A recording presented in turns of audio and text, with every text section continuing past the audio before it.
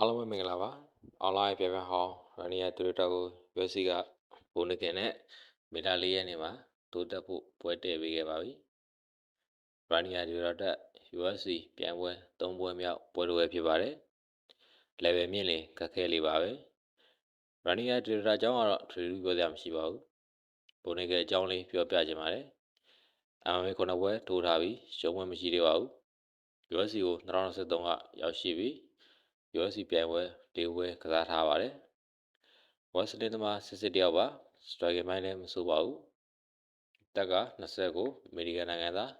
လင်မြန်တဲ့ဖိုင်တာတယောက် 5IU မြင့်တဲ့ဖိုင်တာတယောက်လို့လည်းပြောလို့ရပါတယ်။ရန်နီယာတွေတော့တွေ့ဘူးတဲ့ဖိုင်တာတွေထဲမှာခက်ခဲဆုံးဖြစ်လာမဲ့ဖိုင်တာတယောက်လို့ပြောလို့ရပါတယ်။ဘာကြောင့်လဲဆိုတော့ရန်နီယာတွေကအခုချိန်ထိ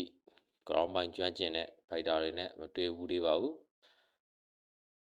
ဘုန်းကြီးက ground speed က Rania တက်အများကြီးတာပါတယ်။ Rania ကတော့သူ့အရင်ပုံစံတိုင်း ground ပိုင်းနဲ့ပဲတိုးတက်လာမှာပါ။ဘုန်းကြီးကနှမျိုးလုံးကစားလာနိုင်ပါတယ်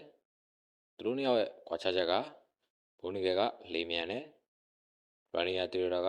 နှီးကွေးပါတယ်။တက်လို့ချင်းရှင်ရင်လည်းဘုန်းကြီးကတာပါတယ်။တွေ့ရလည်း6နှစ်กว่าပါတယ်။decision တိတော့မရောက်နိုင်ပါဘူး။ဒီပွဲမှာဘုန်းကြီးကတေချာပေါက်နိုင်မယ်လို့ခန့်မှန်းပါတယ်။ရန်နီယာကို USC မှာနိုင်ပွဲရတတ်ပေမဲ့ဖိုင်တာတယောက်လို့မြင်မိပါတယ်။ကြာခိုင်တော့အပြင်60-40ဘုန်းကြီးကို60ရန်နီယာကို40